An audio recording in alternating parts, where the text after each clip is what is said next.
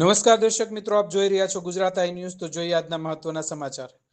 આજરોજ તારીખ 14/2/2025 રોજ ભાવનગર પોલીસ મહાનિદેશક Gautam Kumar Parmar, range IG Bhavnagar, police અધિક્ષક ડોક્ટર હર્ષદ કુમાર પટેલની હાજરીમાં ભાવનગરમાં સ્થાનિક સ્વરાજની ચૂંટણી અંતર્ગત વિવિધ વિસ્તારોમાં કોઈ અનિચ્છનીય બનાવ ન બને તે હેતુથી ડીવાયએસપી અને સમગ્ર પોલીસ કાફલા સાથે ભાવનગરમાં ફૂટ પેટ્રોલિંગ કરવામાં આવ્યું હતું।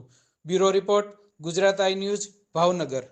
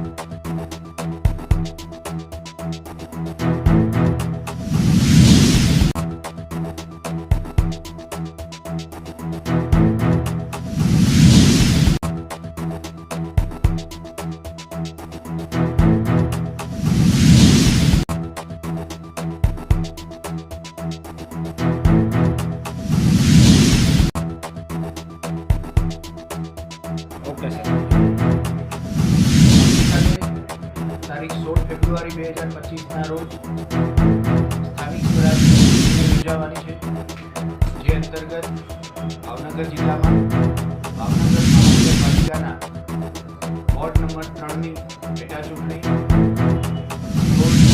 ગારિયાધાર અને તળાજા નગરપાલિકાની ચૂંટણી યોજાનાર છે। જ્યારથી ચૂંટણીની જાહેરાત થઈ છે ત્યારથી આજની અલગ અલગ હેડ નીચે અટકાયતી પગલાં લેવામાં આવેલા છે।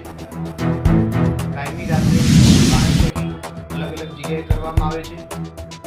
તમામ સિનિયર અધિકારીઓ મારફતે તમામ વિસ્તારના સંવેદનશીલ બિલ્ડિંગની મુલાકાત કરવામાં આવેલી છે।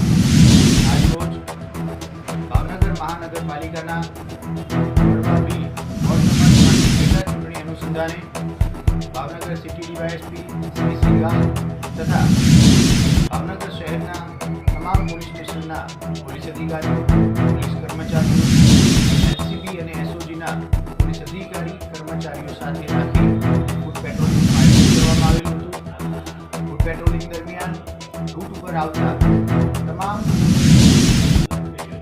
પોલિંગ સ્ટેશનની મુલાકાત લેવામાં આવેલી છે। ભાવનગર જિલ્લામાં તમામ જગ્યાએ બપોર સુધીમાં ઈવીએમ અને મતદાન મથક ઉપર પહોંચી ગયેલા છે। સ્કેલ મુજબનો હોમગાર્ડ અને એસઆરપીનો બંદોબસ્ત ડિપ્લોય કરી દેવામાં આવેલો છે। બપોર પહેલાના સેશનમાં ભાવનગર જિલ્લાના ત્રણેય ડીવાયએસપી મારફતે અધિકારી અને કર્મચારીઓને ચૂંટણી નિમિત્તેની પોતાની ફરજો અંગે બ્રીફિંગ કરવામાં આવેલું છે। કાયદો અને વ્યવસ્થા ન થાય તે દિશામાં તમામ પગલાં ભરવામાં આવેલા છે। ભાવનગર જિલ્લામાં ફ્રી એન્ડ ફેર વાતાવરણમાં સ્થાનિક સ્વરાજની ચૂંટણી પૂર્ણ થાય તે દિશામાં ભાવનગર જિલ્લા પોલીસ સંપૂર્ણપણે તૈયાર છે।